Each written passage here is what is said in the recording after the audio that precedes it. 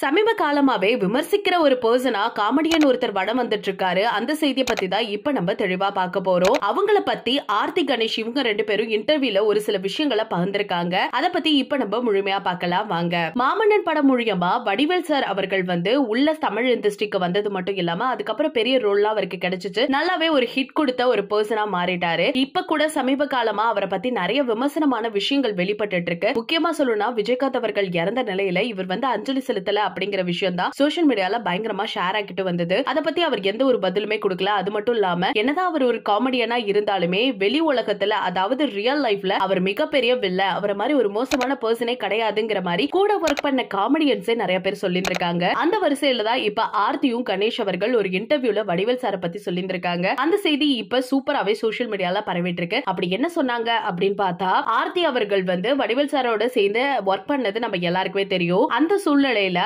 ஆர்த்தி அவர்கள் ரொம்ப சூப்பரா ஒரு சீன்ல நடிச்சிருக்காங்க அப்படின்னா வடிவேல் உடனே பாராட்டுவாராம். ஆனா அந்த சீனை மூவில இருந்து கட் பண்ணிடுவாராம். அதே மாதிரி டான்ஸ் எல்லாம் நான் சூப்பரா பண்றேன் அப்படின்னா அவரோட கேமரா போக்கஸ் ஃபுல்லாவே வடிவேல் சார மட்டும் தான் இருக்கும். என்ன போக்கஸே பண்ண மாட்டாங்க. அந்த சீனும் அந்த படத்துல இருக்காது. இத போய் அவர்கிட்ட கேட்கும் பொழுது நல்லா இல்லமா நெக்ஸ்ட் படத்துல பாத்துக்கலாம் அப்படிங்கிற மாதிரி கேஷுவலா சொல்லிட்டு போயிடுவாரு. அவருக்கு பிடிச்சவங்க அப்படின்னா மட்டும்தான் அவருக்கு ஃபேவரபிளா பண்ணுவாரே தவிர்த்து அவங்களுக்கு பிடிக்கல அப்படின்னா என்ன மாதிரி லெவலுக்கு வேணாலும் எக்ஸ்ட்ரீம் லெவல்ல போற ஒரு பர்சன் தான் அப்படின்னு சொல்லியிருக்காரு. அதே சமயம் கணேஷ் அவர்களுக்கும் இதே மாதிரியே ஒரு சம்பவம் நடந்துச்சுன்னு சொல்லிட்டு அத பத்தியும் குறிப்பிட்டிருந்தாங்க. ஒரு படத்துல ரெண்டு பேரும் சேர்ந்து ஒர்க் பண்றதா தான் பிளான். ஆனா அந்த டைம்ல இல்ல கணேஷ் அவர்கள் பார்த்து பழகப்பட்ட ஒரு ஃபேஸ். சோ அவர் செட் ஆக மாட்டாரு, வேற யாரையாவது கொண்டு வாங்க அப்படிங்கிற மாதிரி வடிவேல் சார் சொல்லியிருக்காரு. இதை கேட்ட உடனே கணேஷ் என்ன பண்ணிருக்காரு, வடிவேல் கிட்ட போய் கேட்கும் பொழுது இல்லப்பா நெக்ஸ்ட் பரச் நம்ம ரெண்டு பேரும் தான் பண்ண போறோம், அன்பார்ச்சுனேட்லி இது மாத்த வேண்டிய சிச்சுவேஷன் ஆயிடுச்சு அப்படிங்கிற மாதிரி சொல்லி சமாளிச்சுட்டாராமா. இதெல்லாம் ஒரு பக்கம் இருந்தாலும் கடைசியா இவங்க சொன்ன இந்த விஷயம் தான் ரொம்பவே ஷாக்கா இருந்தது. நம்ம எல்லாருக்குமே தெரியும் 23ஆம் புலிகேசி படம்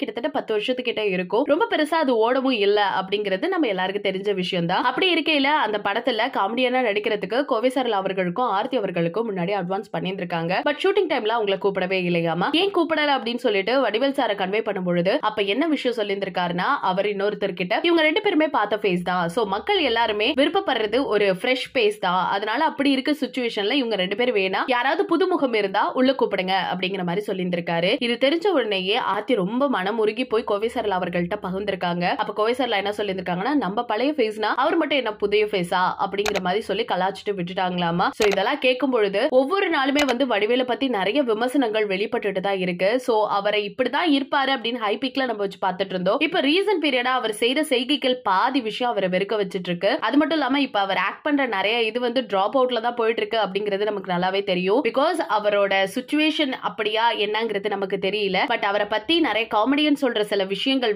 உண்மை அப்படிங்கறத மறுக்கப்படாம இருந்துட்டு இருக்கு. சோ மக்களான நீங்க ஒரு காமெடியனை பத்தி இவ்வளவு விஷயங்கள் வெளியில வருது அப்படிங்கும் பொழுது இது உண்மை நினைக்கிறீங்களா பொய்ன்னு நினைக்கிறீங்களான்னு உங்களோட கருத்துக்களை மறக்காம நம்ம கமெண்ட் செக்ஷன்ல ஷேர் பண்ணிக்கோங்க.